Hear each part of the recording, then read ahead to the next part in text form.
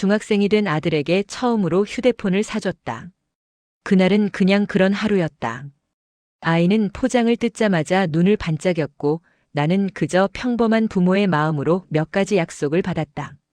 밤 11시 이후엔 쓰지 않기, 식사 시간엔 식탁에 두기, 이상한 사람이 연락 오면 바로 말하기. 아이는 고개를 끄덕였고 나는 그걸 믿었다. 처음 며칠은 좋았다. 아이는 친구들과 단체 채팅방에 들어갔고 학원 과제도 휴대폰으로 확인했다. 저녁 먹을 때 웃으며 친구 이야기를 했고 나는 안심했다. 이 정도면 잘 쓰고 있구나 싶었다. 그런데 언제부턴가 아이가 조용해졌다. 처음엔 사춘 기련이 했다. 중학생이면 그럴 수 있다고 나 역시 그랬으니까. 하지만 뭔가 달랐다. 밥을 먹을 때도 휴대폰을 옆에 두고 화면이 켜질 때마다 힐끗 쳐다봤다. 물어보면 아무것도 아니라고 했지만 아이의 눈빛은 불안해 보였다. 밤에 화장실을 가다가 아이 방문 틈으로 새어나오는 불빛을 봤다.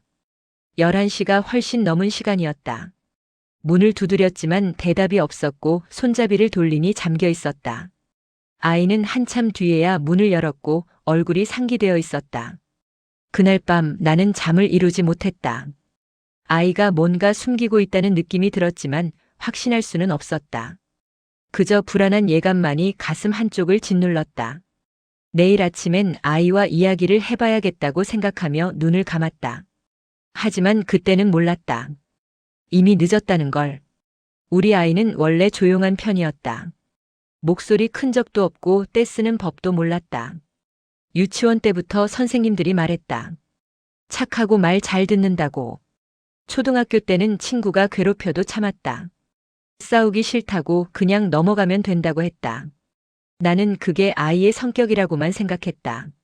순하고 착한 거라고. 하지만 이제 안다. 아이는 말하는 법을 몰랐던 거다. 힘들다고 무섭다고 도와달라고 말하는 법을. 그래서 혼자 참았던 거다. 엄마한테 걱정 끼치기 싫어서 혼날까봐 실망할까 봉. 그게 우리 아이였다. 너무 착해서 상처받는 아이. 이 이야기가 누군가에게 도움이 되길 바랍니다. 혹시 주변에 비슷한 상황을 겪고 있는 분이 있다면 이 영상을 공유해 주세요. 구독과 좋아요는 더 많은 분들께 이 이야기를 전하는 데 큰 힘이 됩니다. 오늘의 이야기 시작합니다. 아침 식탁에서 아이에게 물었다. 요즘 무슨 일 있냐고 힘든 거 있으면 엄마한테 말하라고. 아이는 고개를 저었다. 아무 일도 없다고 했다. 하지만 아이의 손은 계속 휴대폰을 만지작거리고 있었다. 화면을 켜고 끄기를 반복하며 뭔가를 기다리는 것처럼 보였다. 학교에서 돌아온 아이는 방으로 곧장 들어갔다. 예전엔 거실에서 간식을 먹으며 텔레비전을 보곤 했는데 이젠 방문을 닫고 나오지 않았다. 저녁을 먹자고 불러도 대충 먹고는 다시 방으로 들어갔다. 휴대폰 화면만 들여다보는 아이의 뒷모습이 낯설게 느껴졌다. 밤마다 알림음이 들렸다. 똑똑똑. 규칙적이면서도 끊임없는 소리. 아이는 그 소리에 반응하듯 재빨리 휴대폰을 집어들었다. 무슨 메시지인지 물어봤지만 아이는 그냥 친구라고만 했다. 하지만 아이의 표정은 즐거워 보이지 않았다. 오히려 긴장하고 있었다. 며칠이 지나면서 아이는 더 말이 없어졌다. 학교 이야기도 안 하고 친구 이야기도 안 했다. 물어보면 짧게 대답하고 다시 휴대폰을 봤다. 웃는 얼굴도 보기 힘들어졌다. 가끔 휴대폰을 보다가 움찔하는 모습이 보였고 나는 점점 더 불안해졌다. 어느 날 밤 아이가 샤워하는 동안 거실 소파에 휴대폰이 놓여 있었다. 화면이 켜지며 알림이 떴다. 나는 잠시 망설였다. 아이의 사생활을 침해하는 건 아닐까. 하지만 불안한 마음이 더 컸다. 화면을 들여다보는 순간 나는 숨이 멎는 것 같았다. 낯선 이름, 어른 같은 말투, 그리고 아이에게 뭔가를 요구하는 듯한 문장들. 이건 친구가 아니었다. 손이 떨렸다. 아이가 욕실 문을 여는 소리가 들렸고 나는 재빨리 휴대폰을 제자리에 놓았다. 하지만 내 머릿속은 혼란스러웠다. 저게 뭐지? 아이한테 무슨 일이 일어나고 있는 거지? 그날 밤부터 나는 아이를 다르게 보게 됐다. 아니, 정확히는 아이가 아니라 아이의 휴대폰을. 저녁을 먹을 때도 텔레비전을 볼 때도 내 시선은 자꾸 아이 손에 들린 그 작은 화면으로 향했다. 거기에 뭐가 있는 걸까? 누가 우리 아이한테 메시지를 보내는 걸까? 잠을 이룰 수 없었다. 침대에 누워서도 계속 그 문장들이 머릿속을 맴돌았다. 어른 같은 말투, 친근한 척 다가오는 문장, 아이에게 뭔가를 부탁하는 듯한 어조. 친구라고 하기엔 너무 이상했다. 중학생이 저렇게 쓸까? 저건 누군가 의도적으로 만든 말투 같았다. 다음 날 나는 아이의 일거수일투족을 지켜봤다. 학교 갔다 온 아이는 평소처럼 방으로 들어갔고 문을 닫았다. 나는 거실에 앉아 귀를 기울였다. 방 안에서 들리는 작은 소리들. 키보드 두드리는 소리, 한숨 쉬는 소리, 그리고 또다시 울리는 알림음. 아이는 무슨 대화를 하고 있는 걸까? 저녁 먹을 때 넌지시 물어봤다. 요즘 누구랑 연락 많이 하냐고. 아이는 잠깐 망설이더니 반 친구들이라고 했다. 하지만 아이의 눈은 나를 제대로 마주치지 못했다. 거짓말하는 아이의 눈빛을 나는 알고 있었다. 어릴 때부터 봐온 그 불안한 눈빛이었다. 밤 12시가 넘어서도 아이 방에는 불이 켜져 있었다. 나는 복도에 서서 한참을 망설였다. 들어가서 확인해야 할까 아니면 내일 아침에 차분히 이야기해야 할까? 그런데 그 순간 아이 방에서 흐느끼는 소리가 들렸다. 작고 억눌린 누군가에게 들킬까봐 참으려는 그런 울음소리. 나는 더 이상 참을 수 없었다. 문을 두드렸다. 대답이 없었다. 다시 두드렸고 아이는 떨리는 목소리로 괜찮다고 했다. 하지만 괜찮을 리 없었다. 손잡이를 돌렸고 이번엔 잠겨 있지 않았다. 문을 열자 아이는 황급히 휴대폰을 이불 속에 감췄다. 빨개진 눈, 젖은 뺨, 그리고 공포에 질린 표정. 그 순간 나는 알았다. 우리 아이에게 뭔가 심각한 일이 일어나고 있다는 걸. 아이 옆에 앉았다. 말없이 한참을 그렇게 있었다. 아이는 고개를 숙인 채 이불만 움켜쥐고 있었다. 작은 어깨가 미세하게 떨리고 있었다. 손을 뻗어 아이의 등을 쓰다듬었다. 차갑고 축축했다. 식은 땀이었다. 무슨 말부터 해야 할지 몰랐다. 혼내야 할까, 위로해야 할까? 목구멍까지 올라온 말들이 뒤엉켜 나오지 않았다. 그저 옆에 있어줄 수밖에 없었다. 한참을 그렇게 앉아 있었다. 시간이 얼마나 흘렀을까? 아이가 먼저 입을 열었다. 처음엔 친한 형 같았다고 했다. 게임 이야기도 하고 학교 생활 고민도 들어줬다고. 선생님한테 혼난 이야기, 친구들이랑 싸운 이야기, 아무한테도 못한 이야기들을 들어줬다고. 그래서 좋았다고 했다. 누군가 내 이야기를 들어주는 게. 아이의 목소리는 계속 작아졌다. 그런데 어느 날부터 달라졌다고. 메시지가 이상해졌다고. 사진을 보내달라고 했다고. 처음엔 얼굴 사진이었는데 점점 다른 걸 요구했다고. 거절하면 섭섭하다고 형이라고 믿었는데 그것도 못 해주냐고 했다고. 아이는 떨리는 목소리로 말했다. 미안해서 보냈다고. 한두 장만 보내면 끝날 줄 알았다고. 가슴이 철렁 내려앉았다. 손이 저절로 주먹을 쥐었다. 참으려 했지만 숨소리가 거칠어졌다. 아이는 그걸 느꼈는지 움찔했다. 나는 심호흡을 했다. 지금 화를 내면 안 됐다. 아이는 계속 말했다. 그 뒤로 협박이 시작됐다고 했다. 사진을 퍼뜨리겠다고, 학교에 알리겠다고, 부모님한테 말하겠다고. 만나자고 했고 안 나오면 집 앞으로 찾아가겠다고 했다고. 경찰에 신고하면 너도 같이 처벌받는다고, 내가 먼저 보낸 거라고 했다고. 아이의 목소리는 점점 더 떨렸다. 무서웠다고. 매일 밤 잠을 못 잤다고. 학교 가는 것도 무서웠다고. 언제 나타날까봐. 그리고 아이는 울먹이며 말했다. 엄마한테 말하고 싶었다고. 하지만 할 수 없었다고. 혼날 것 같았고 실망할 것 같았고 자기가 바보 같아서 창피했다고. 자기가 잘못해서 그렇게 된 거라고 생각했다고. 더 이상 참을 수 없었다. 아이를 끌어안았다. 꽉 놓치지 않으려는 듯이.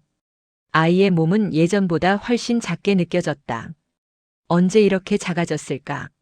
내 품에서 아이는 소리내어 울기 시작했다. 참았던 울음이 터져나왔다. 아이의 눈물이 내 어깨를 적셨다. 뜨겁고 절절했다. 나도 눈물이 났다. 미안했다. 너무 늦게 알아챈 것 같아서. 아이가 이렇게 무서워하는 동안 나는 뭘 했을까? 바로 옆에 있었으면서 왜 몰랐을까? 아이의 작은 신호들을, 도움을 청하는 눈빛들을 나는 다 놓쳤다. 휴대폰을 보여달라고 했다. 아이는 주저하다가 천천히 건넸다. 손이 떨려서 화면을 켜기가 힘들었다. 수십 개의 메시지가 보였다. 친절한 말투로 시작해서 점점 강압적으로 변해가는 대화들. 아이를 칭찬하다가 유도하다가 협박하는 문장들. 계산된 치밀한 악의로 가득한 말들. 화면이 흐려졌다. 분노와 두려움이 동시에 밀려왔다. 이 사람은 누구지? 우리 아이한테 이런 짓을 한 이 사람은 대체 누구지? 손이 부들부들 떨렸다. 휴대폰을 떨어뜨릴 뻔했다. 아이를 다시 안아줬다. 내 잘못이 아니라고, 절대 내 잘못이 아니라고 말했다. 엄마가 지켜줄 거라고, 이제 혼자가 아니라고 말했다. 아이는 한참을 울었다. 나도 함께 울었다. 그날 밤 우리는 오랫동안 그렇게 안고 있었다. 그날 밤 아이를 재우는데 오랜 시간이 걸렸다. 아이는 내 옆에서 꼭 붙어 잠들었다. 어렸을 때처럼. 악몽 꿀까봐 무서워하던 그때처럼. 아이의 규칙적인 숨소리를 들으며 나는 천장만 바라봤다. 잠이 올 리 없었다. 조심스럽게 일어나 거실로 나왔다. 아이의 휴대폰을 다시 켰다. 화면 속 대화 내역을 처음부터 끝까지 읽었다. 한 글자 한 글자 놓치지 않으려고 천천히. 읽을수록 손이 떨렸다. 이건 실수가 아니었다. 우연도 아니었다.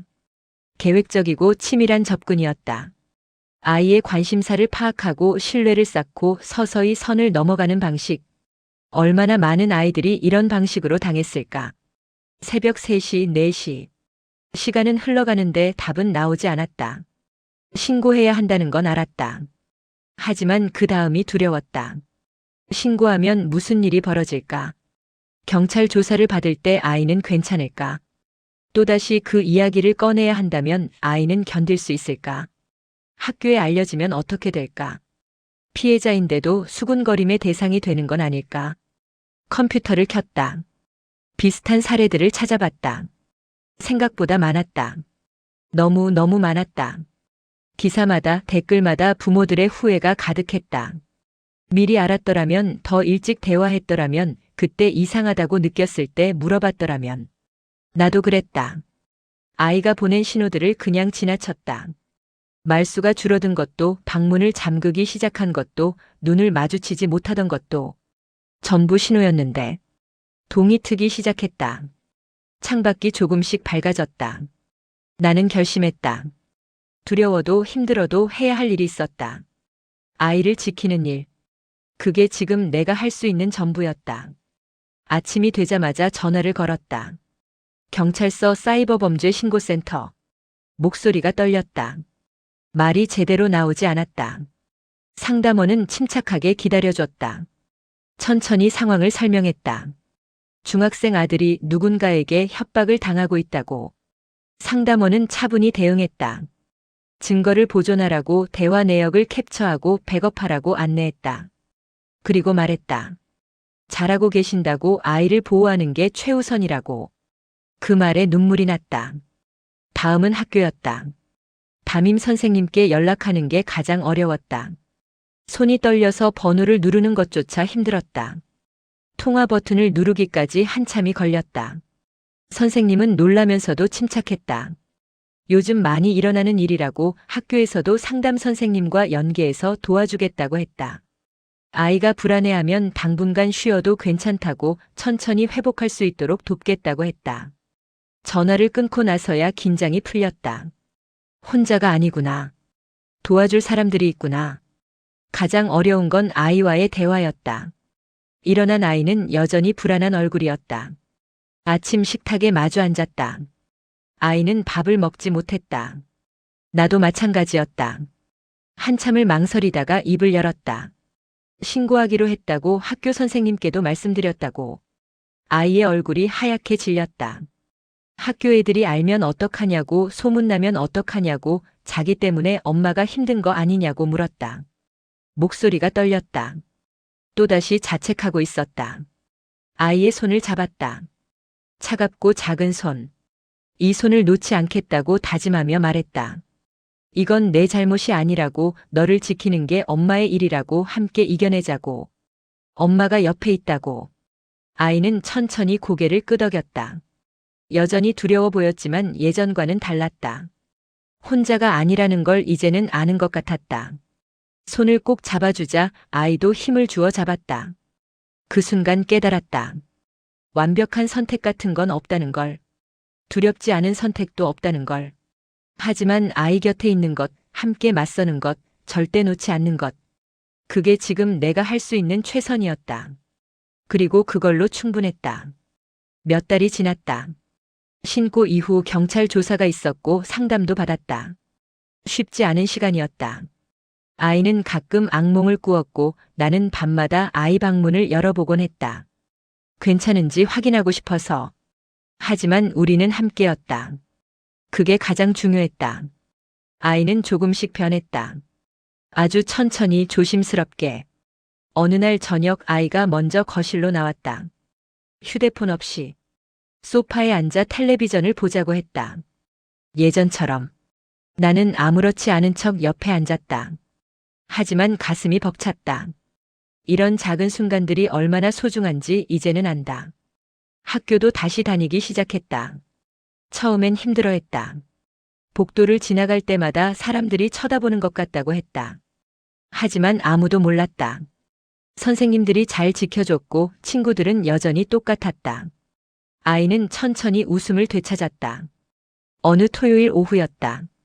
아이가 부엌으로 들어왔다. 내가 설거지를 하는 동안 옆에 서서 말없이 있었다. 뭔가 할 말이 있는 것 같았다. 나는 기다렸다. 아이가 먼저 말할 때까지. 아이는 작은 목소리로 말했다. 고맙다고. 그때 믿어줘서, 지켜줘서, 포기하지 않아서. 나는 손을 닫고 아이를 바라봤다. 아이의 눈은 더 이상 두려움으로 가득하지 않았다. 조금 더 단단해 보였다. 조금 더 자신감 있어 보였다. 나도 말했다. 엄마도 고맙다고. 말해줘서, 용기 내줘서, 함께 이겨내줘서. 아이는 쑥스러운 듯 웃었다. 오랜만에 보는 진짜 웃음이었다. 저녁 식탁은 다시 따뜻해졌다. 아이는 학교 이야기를 했고 친구들 이야기도 했다. 가끔 게임 이야기도 했다. 휴대폰은 여전히 있었지만 이제는 다르게 사용했다. 필요할 때만 적당히. 그리고 무슨 일이 있으면 바로 말했다. 이상한 메시지가 오면, 불편한 게 있으면 그냥 작은 일이라도. 우리는 약속했다. 다시는 혼자 견디지 않기로. 무슨 일이 있어도 이야기하기로. 완벽하지 않아도 괜찮다고, 실수해도 괜찮다고, 그냥 솔직하면 된다고. 어느 날 밤 아이가 방문을 활짝 열어두고 잤다. 더 이상 잠글 필요가 없다는 듯이. 나는 복도에 서서 한참을 그 모습을 바라봤다. 편안하게 잠든 아이의 얼굴. 악몽 없이, 두려움 없이. 그날 밤 나도 오랜만에 깊이 잠들 수 있었다. 그날 이후 나는 아이의 휴대폰보다 아이의 눈을 먼저 보게 되었습니다. 아이들은 말하지 않는 게 아니라 말하는 법을 모르는 겁니다. 힘들다고, 무섭다고, 도와달라고. 혹시 지금 이 영상을 보시는 분 중에 우리 아이가 요즘 이상하다고 느끼시는 분이 계신가요? 말수가 줄었거나 방문을 잠그기 시작했거나 눈을 마주치지 못한다면 그건 신호일 수 있습니다. 늦었다고 생각하지 마세요. 지금이라도 괜찮습니다. 아이 곁에 앉아주세요. 기다려주세요. 아이가 말할 준비가 될 때까지. 댓글로 여러분의 이야기를 들려주세요. 비슷한 경험이 있으신가요? 어떻게 극복하셨나요? 여러분의 이야기가 누군가에게 큰 힘이 될 수 있습니다. 이 영상이 도움이 되셨다면 좋아요와 구독 부탁드립니다. 그리고 주변에 꼭 필요한 분이 계시다면 공유해주세요. 함께 우리 아이들을 지켜요. 감사합니다. 자막.